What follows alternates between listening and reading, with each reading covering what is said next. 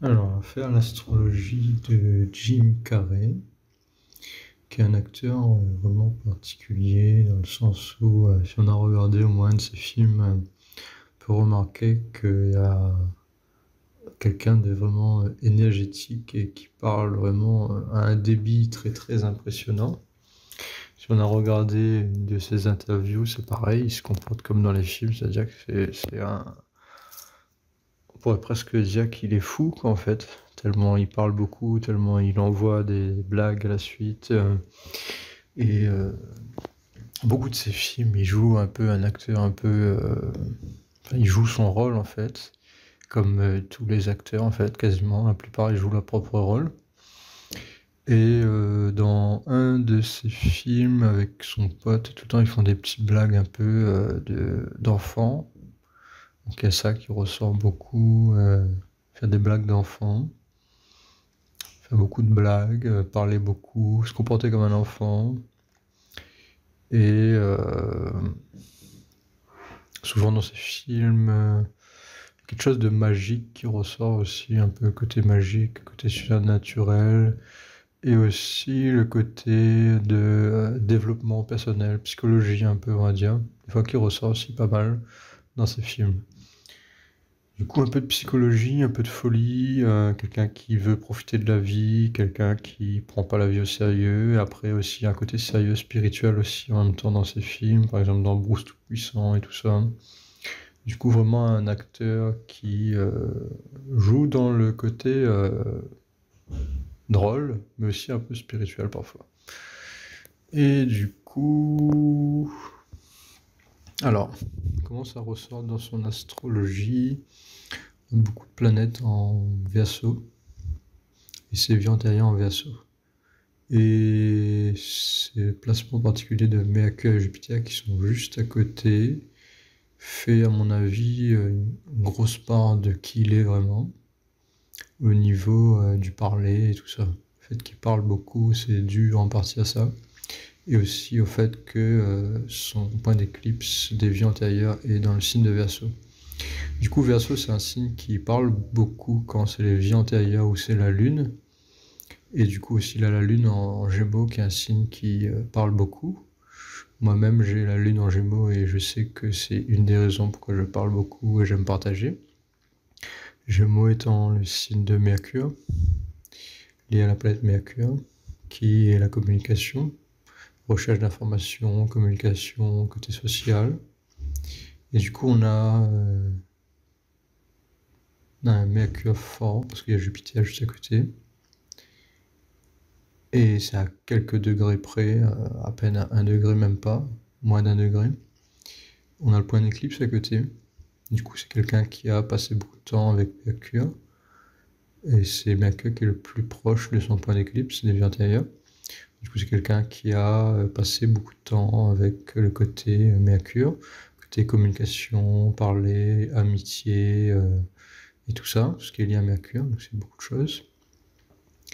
Et en plus, il a la Lune en Gémeaux, du coup, on a aussi ce côté-là dans sa personnalité. On a, comme j'ai dit, Jupiter qui est là, et du coup, Jupiter aussi est lié à ses vies antérieures, du coup, c'est le côté spirituel qui ressort dans ces films. On a un côté très spirituel qui ressort dans ces films. Le côté psychologique, parfois dans certains films, il y a du mal à maîtriser ses émotions, ou il se sent pas bien dans sa vie et tout ça. Enfin, le côté, il cherche le plaisir de la vie, être heureux. C'est en partie dû à la 4e maison, qui est l'environnement familial, qui est problématique un peu chez lui, parce qu'il y a Saturne qui est là, qui fait qu'il y a un environnement un peu dans les deux côtés. En fait, il y a un côté Jupiter qui aide, et Saturne qui rend un peu dépressif. Et du coup, on a un peu ces deux côtés-là. Un coup, il est content, un coup, il est dépressif. Enfin, il choisit dans ses films, en fait, quel côté. Il y a les deux en même temps, en fait. Et le fait que c'est dans la 4e maison, c'est lié aux émotions, l'envie d'être heureux, tout ça. Donc, ses vies antérieures sont liées au fait qu'il a besoin de se sentir bien dans la vie. Du coup, on voit tout ça ici, dans ces films. Juste avec ça, déjà, on voit la majeure partie de qui il est, en fait. Et il y a le côté de la 10e maison, qu'il a du mal, parce que c'est là où le point opposé à sa quatrième maison. Du coup, il a du mal avec le travail, le côté difficile de la vie, on va dire, le côté responsabilité, le côté être responsable, responsabilité, leadership, tout ça, il a du mal. Et je pense que c'est pour ça que dans ses films, il fait un peu le gamin, en fait. Il veut rester un peu un gamin dans ses films, en fait. Un côté enfantin, en fait, dans beaucoup de ses films où il veut pas, en fait, grandir en quelque sorte. Mais il est poussé vers ça beaucoup parce que il y a Saturne ici. Quand il y a Saturne, là où on a nos vies antérieures, la personne va beaucoup dans la 10e maison. Et ce placement-là de Raoult dans la 4e et la 10e fait que souvent la personne est poussée dans la 10e maison. Du coup, c'est pour ça que c'est un acteur qui a beaucoup fait de films, qui travaille beaucoup en fait, et qui passe beaucoup de temps, à mon avis, dans la 10e maison, même si c'est un endroit où il a du mal. Mais dans ses films, du coup, ça ressort beaucoup le côté enfantin, où il se prend pas au sérieux en fait. Il a quand même du mal avec la 10e maison, le côté leadership, et du coup, dans sa personnalité, ça ressort beaucoup le côté qu'il veut pas se prendre au sérieux en fait. Il veut que la vie soit un peu... veut qu'il y ait de l'humour partout et que les gens se prennent pas au sérieux et tout ça. Du coup, certaines personnes qui aiment bien décrire Capricorne comme le bosseur et tout ça, vont vous dire oui, bah c'est un bosseur et tout ça, mais ça ressort pas autant chez lui en fait. Parce que, bah, comment dire, il y a ce côté-là un peu enfantin de la 4e maison. Et ici, ben, c'est un Capricorne, c'est un très bon placement, et du coup il est exalté mais en combustion, donc il y a un côté un peu agressif où il veut être le meilleur aussi. Quand c'est éclipsé par le soleil, Mars a tendance à vouloir être le meilleur, mais d'une manière un peu malsaine, dans le sens où il a un besoin d'être le premier, même s'il va pas l'être en fait, même s'il va pas forcément pouvoir l'être, il va vouloir montrer que c'est lui qui est le premier dans certains contextes. Mais j'ai pas vraiment vu ça chez lui d'une manière assez directe, c'est-à-dire peut-être dans sa manière d'être, il a envie de montrer qu'il est peut-être le meilleur acteur ou qu'il a cette capacité-là à dépasser ses émotions peut-être, ou d'une manière un peu... c'est-à-dire que peut-être dans ses films, enfin moi je vois pas ça, hein, mais ça c'est vraiment une hypothèse. Peut-être que dans ses films, le fait qu'il veut atteindre en quelque sorte le nirvana ou être en contact avec Dieu, par exemple dans Bruce Tout-Puissant, c'est peut-être le fait qu'il veut un peu trop faire et montrer que c'est lui le meilleur, qu'il est capable d'accomplir en fait sa vie, sauf que c'est pas forcément fait de cette manière-là. Du moins pas aussi compétitif. Bon, son Capricorne est quand même très bien placé, donc c'est peut-être pour ça que c'est pas trop voyant. Surtout dans la 3e maison, c'est un très bon placement, Mars dans la 3e maison. Et du coup, son côté Capricorne, personne businessman, froid, les descriptifs qu'on entend souvent de Capricorne, qui sont souvent faux si on a autre chose à côté. Du coup, son côté Capricorne ne ressort pas beaucoup dans sa personnalité, je trouve. Il n'y a pas vraiment un côté Capricorne fort. Surtout que sa 10e maison est bloquée, du coup, ça bloque son côté travail et tout ça. Du coup, justement, il a peur d'aller là-dedans, même s'il y va quand même. Mais c'est pas un côté où il a beaucoup de capacités. Et du coup, son côté Capricorne ne ressort pas. En fait, enfin, moi, je vois pas quelqu'un, on dit que lui, il a une personnalité Capricorne. Non, c'est pas du tout ça. Ça se voit pas, en fait. Ça peut se voir un petit peu, peut-être quand il travaille, et peut-être qu'il a un côté sérieux qu'on ne connaît pas. Mais en tout cas, dans ses films, ce qui montre, c'est surtout le côté Verseau.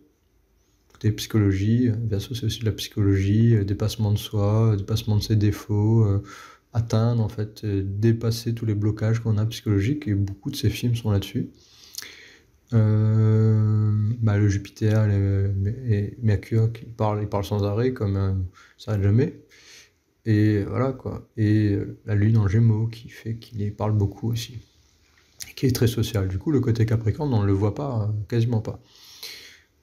C'est pour ça que je dis que le Soleil n'est pas vraiment la personnalité, et que si autour il y a beaucoup de placements qui contredisent ce placement-là, ce qui est le cas pour lui, bah, le soleil en Capricorne, on le voit pas trop en fait. Peut-être on le voit quand il est sérieux et tout ça, mais à vrai dire, je l'ai jamais vu se comporter comme un soleil en Capricorne.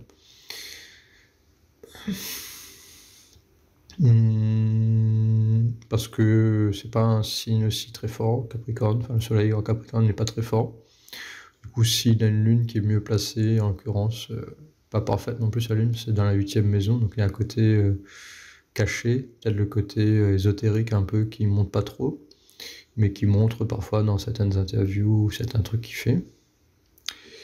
Mais le côté soleil est pas très fort. D'ailleurs, je vais peut-être regarder ici. Ouais, son soleil est pas très fort. Il manque de force d'ailleurs. Et son Jupiter est très faible aussi. Il va y avoir un combat entre Mercure et Jupiter, je pense, qui n'arrive pas souvent, mais qui arrive. Son Jupiter, ouais, il perd 131 de force parce qu'il y a un combat entre Mercure et Jupiter, et c'est Mercure qui gagne. Du coup, ça renforce son Mercure qui est hyper fort, qui a 645 de force. Donc ça confirme aussi pourquoi il parle beaucoup. En fait, son Mercure récupère toute la force de Jupiter. Et du coup, il parle beaucoup, beaucoup, beaucoup, beaucoup, beaucoup, beaucoup. Son Mercure est hyper fort, quoi. 193, non, c'est ici. C'est sa première planète, du coup. Là, Mercure très, très, très, très fort. Et ça se voit dans sa personnalité. Et du coup, son Jupiter est très faible aussi. Et le fait qu'il plaisante beaucoup sur la spiritualité montre qu'il n'est pas vraiment une personne qui est focalisée là-dessus. Le Mercure avec Jupiter, ça renforce beaucoup Mercure, mais ça, sur Jupiter lui-même, le côté croyance, il est du coup, il en prend un coup. Parce que ce sont un peu des planètes qui sont contradictoires. Mercure, il se concentre plus sur le monde réel, tandis que Jupiter, c'est plus sur le monde spirituel. Et du coup, quand les deux sont avec, Jupiter, il a tendance à toujours aider la personne qui est à côté de lui, que ce soit enfin, la planète qui est à côté de lui. Et du coup, il aide Mercure, mais Mercure l'aide pas. Mercure récupère toute son énergie en quelque sorte, énergie spirituelle. Et il y a aussi Saturne qui est là, qui n'aide pas non plus Jupiter. Et donc, on a un melting pot de planètes dans beaucoup de signes qui sont liés à Saturne, ici. Et on a le Soleil qui influence... non, j'ai dit une connerie. Non, le Soleil n'est pas influencé par ça. Et donc, voilà, hein, je pense que j'ai fait le tour de ce qu'il y avait. Ici, est-ce qu'il y a ouais, Saturne exalté? Ça change pas grand-chose.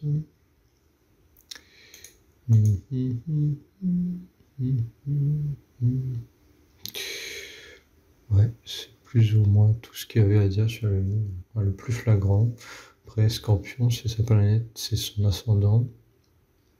Et ça aussi, c'est quand même quelque chose d'important à dire, le fait que il a Scorpion, c'est son ascendant, et que Mars, c'est du coup le maître de son ascendant.